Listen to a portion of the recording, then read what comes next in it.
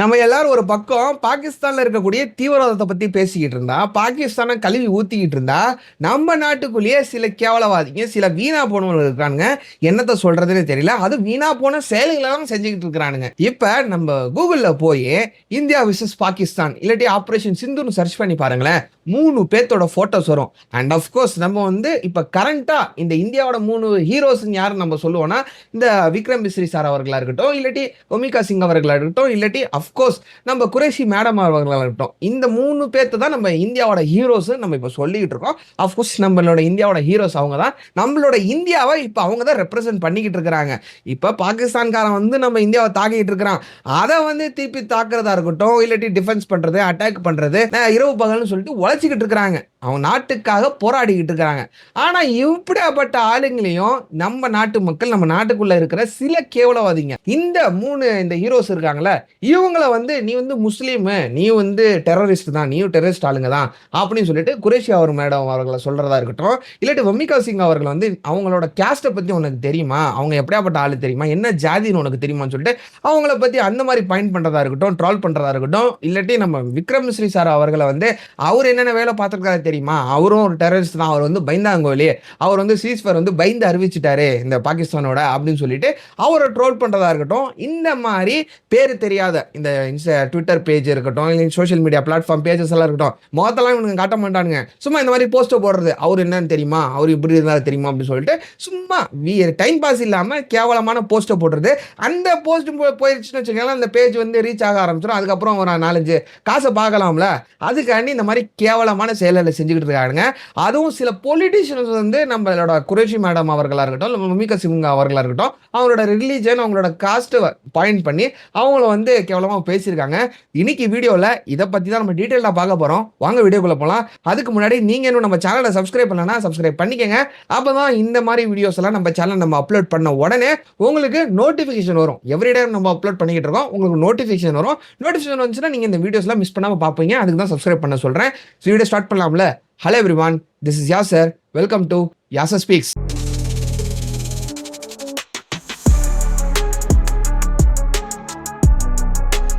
First வந்து நம்ம வமிகா சிங்கை பத்தி ஒருத்தர் பேசியிருக்காரு, ஒருத்தர் ட்ரோல் பண்ணி சொல்லியிருக்காரு, இழிவுபடுத்தி பேசியிருக்காரு.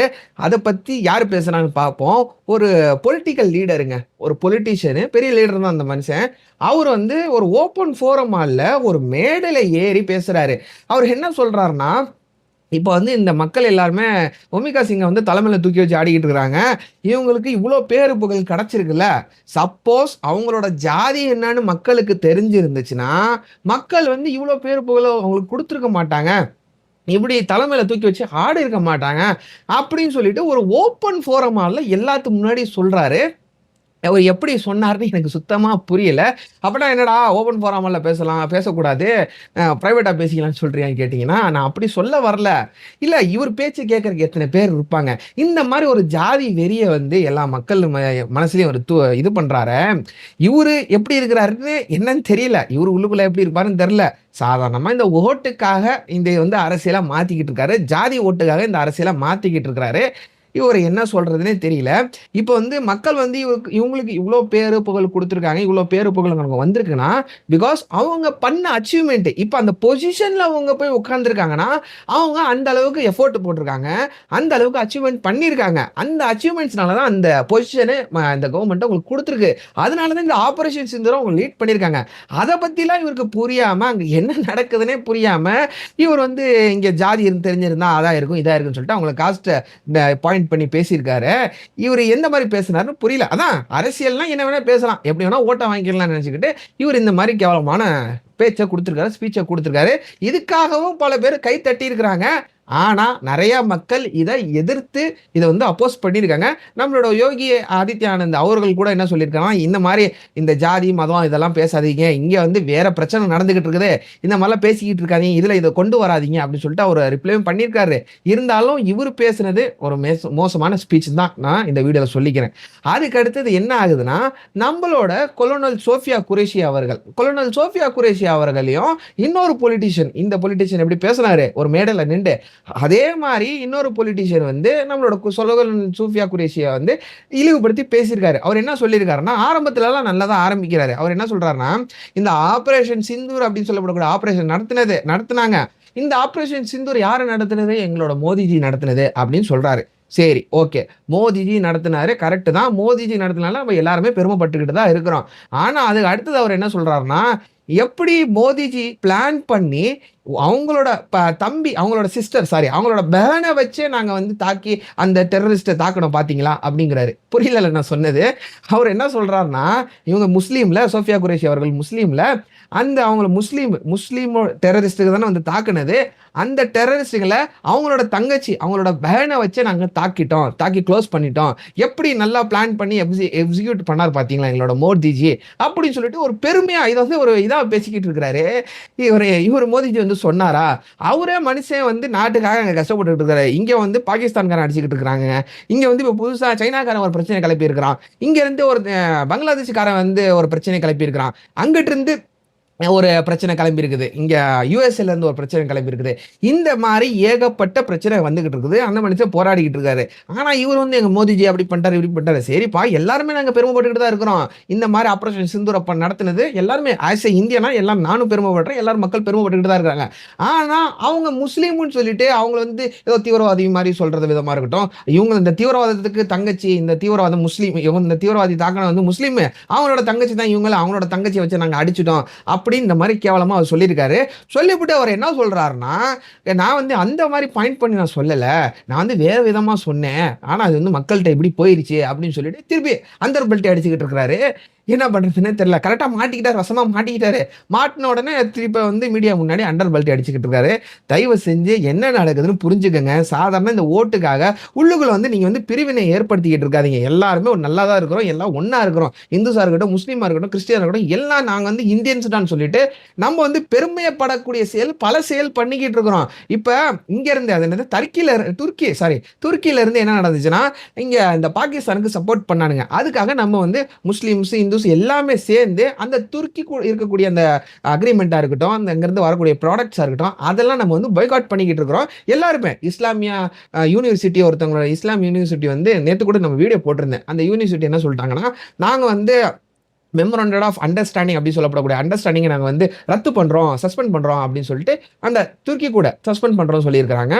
அதுக்கப்புறம் மேக் மை ட்ரிப்பு, இந்த மாதிரி சின்ன சின்ன பெரிய பெரிய கார்பரேட் கம்பெனி, சின்ன கார்பரேட் கம்பெனி இல்லை, பெரிய பெரிய கார்பரேட் கம்பெனி, இவங்களாம் என்ன சொல்லியிருக்காங்கன்னா, நாங்கள் வந்து அங்கே டூரிசம் போவாங்களே மக்கள், அந்த டூரிசம் பேக்கேஜ் வந்து நாங்கள் ப்ரொமோட் பண்ண போகிறதில்ல, அதை வந்து நாங்கள் சஸ்பெண்ட் பண்ணுறோம்னு சொல்லியிருக்காங்க. பல சின்ன சின்ன பிசினஸ் ட்ரேடர்ஸ், இந்த மார்பல் ட்ரேடர்ஸ்லாம் இருப்பாங்களா, டர்க்கிலேருந்து மார்பல் நம்ம இம்போர்ட் பண்ணிட்டு இருப்போம். அந்த டர்க்கிலேருந்து வரக்கூடிய அந்த மார்பல் ட்ரேடர்லாம் என்ன சொல்லியிருக்காங்கன்னா, அவங்களாம் ஹிந்துஸ், அவங்களாம் என்ன சொல்லியிருக்காங்கன்னா, நாங்கள் இனிமேல் அங்கேருந்து பிஸ்னஸ் பண்ண போகிறதுன்னு சொல்லியிருக்காங்க. இந்த மாதிரி மதத்தையும் தாண்டி நம்ம வந்து ஒன்றுக்குள்ளே ஒன்றா இருந்துக்கிட்டு இருக்கிறோம். ஆனால் இந்த மாதிரி ஆளுங்க வந்து பிரிவினை ஏற்படுத்திக்கிட்டு இருக்கிறாங்க. தயவு செஞ்சு அவங்க பண்ண அச்சீவ்மெண்ட்ஸை பற்றி பேசுங்க. இப்போதைக்கு அவங்க தான் நம்ம நாட்டை வந்து ரெப்ரசன்ட் பண்ணிக்கிட்டு இருக்காங்க. அவங்களுக்கு வந்து மரியாதை கொடுத்து பேசுங்க. மரியாதை கொடுக்கலன்னா தயவு செஞ்சு அவங்கள பத்தி பேசக்கூட பேசாதீங்க. எத்தனையோ மக்கள் வந்து நான் நிறைய வீடியோஸ்லாம் பார்த்தேங்க இன்டர்நெட்ல. இந்த சோஃபியா குரேஷி அவர்களா இருக்கட்டும், இல்ல விங் கமாண்டர் ஒமிகா சிங் அவர்களா இருக்கட்டும், இல்லாட்டி விக்ரம் மிஸ்ரி அவர்களா இருக்கட்டும், அவங்க போட்டோஸை போட்டு கார்ல வந்து ஸ்டிக்கரா ஒட்டி அதை வந்து ரெப்ரசென்ட் பண்ணிட்டு இருக்காங்க. அதெல்லாம் பார்க்கறதுக்கு ரொம்ப சந்தோஷமா இருக்குது. ஆனாலும் சில பேர் நம்ம நாட்டுக்குள்ள இந்த மாதிரி இருக்கிறாங்க. வெளியில இருந்து வந்து டெரரிஸ்ட்டுங்க வந்து நம்ம தாக்குற தேவையில்ல. இந்த மாதிரி ஆளுங்க நம்ம நாட்டுக்குள்ள நிறைய ஆளுங்க வந்துட்டாங்கன்னு வச்சுக்கோங்களேன், நம்ம நாடு உருப்பிட்ட மாதிரி தான். நம்ம நாடு என்ன சொல்றது, சொல்ல விருப்பப்படல. அடுத்தது விக்ரம் மிஸ்ரி சார் அவர்கள், இவரு எவ்வளவு ராவு பகலமா அங்க வந்து உழைச்சிக்கிட்டு இருக்கிறாரு, என்னென்ன வேலைகளை பண்ணிக்கிட்டு இருக்காரு. அடுத்தது என்னடா நடக்கும், அடுத்தது என்ன, அங்க வந்து தாக்கிடுவானுங்களா பாகிஸ்தான் ஆளுங்க, இல்ல நம்ம எதனாச்சும் ஆபரேஷன் பண்ணணுமான்னு சொல்லிட்டு அங்க அந்த வேலையில அவர் வந்து குடும்பத்தை பார்க்க போறாரா என்னன்னு தெரியல, தூங்குறாரா என்னன்னு தெரியல. மொத்த டீமே ராணுவப்பட வீரர்களா இருக்கட்டும், இல்ல அவங்களா இருக்கட்டும், அவங்க தூங்குறாங்களா என்னன்னு தெரியல. அந்த மாதிரி அவர் நாட்டுக்காக உழைச்சிக்கிட்டு இருந்தா, இங்க சில தற்கூறிங்க, முகம் பேரு தெரியாத தற்கூறிங்க, முகத்தை கூட காட்ட துப்பு இல்லாத தற்கூறிங்க என்ன பண்ணியிருக்காங்கன்னா, இந்த எக்ஸ் பிளாட்ஃபார்ம்ல வந்து அவரோட பர்சனல் விஷயம், அந்த பாஸ்ட்ல நடந்த பர்சனல் விஷயம், பர்டிகுலரா அவரோட டாக்டரை வந்து பாயிண்ட் பண்ணி அவங்க பாஸ்ட்ல அவங்க என்னென்ன பண்ணியிருக்காங்களோ அதெல்லாம் இப்போ தோண்டி எடுத்து அவங்கள பாயிண்ட் பண்ணி அவங்க அவங்கள ட்ரால் பண்ற விதமா, அவங்கள வந்து இழிவுபடுத்தி பேசுற விதமா நெறைய போஸ்ட்டுகள போட்டிருக்காங்க. அதுல ஸ்ட்ரெஸ் ஆன நம்ம விக்ரம் மிஸ்ரி சார் அவர்கள் வந்து, "அட போங்கடா வீணா போனவங்களன்னு" சொல்லிட்டு, அவர் வந்து அவரோட அந்த எக்ஸ் பிளாட்ஃபார்ம் ப்ரொஃபைல் இருக்கும்ல, அந்த ப்ரொஃபைலே அவர் வந்து பிரைவேட் பண்ணிக்கிட்டாரு. மனுஷன் வந்து பாகிஸ்தானை எதிர்த்து போராடிக்கிட்டு இருக்காரு. இவனுங்க இந்த தற்குறி பண்ண செயல்கள்னால அவரே மனுஷன் ஸ்ட்ரெஸ்ஸுக்குள்ள போயிட்டாரு. என்ன பண்றதுன்னு தெரியல. ஏன்னா நாட்டுக்குள்ள இது நடக்குது. ஏன்டா வெளிநாட்டுல இருந்தா நம்மளுக்கு எதிர்ப்பு வருது. நம்ம அத வந்து டேக்கிள் பண்ணிடலாம்னு சொல்லிட்டு டேக்கிள் பண்ணிக்கிட்டு இருக்காரு. உள்நாட்டுக்காரங்களும் இந்த மாதிரி தாக்கிட்டு இருந்தா அவர் என்னடா மனுஷன் பண்ணுவாரு? கேவலவாதிகளா? ஆக்சுவலா இங்க என்ன நடக்குதுன்னா, இவரு இந்த சீஸ் ஃபயர் அனௌன்ஸ் பண்ற அந்த டைம்ல வந்து இவனுங்க என்ன சொல்றானுங்கன்னா, இவரு தான் இந்த சீஸ் ஃபயர் அனௌன்ஸ் பண்ணாரு.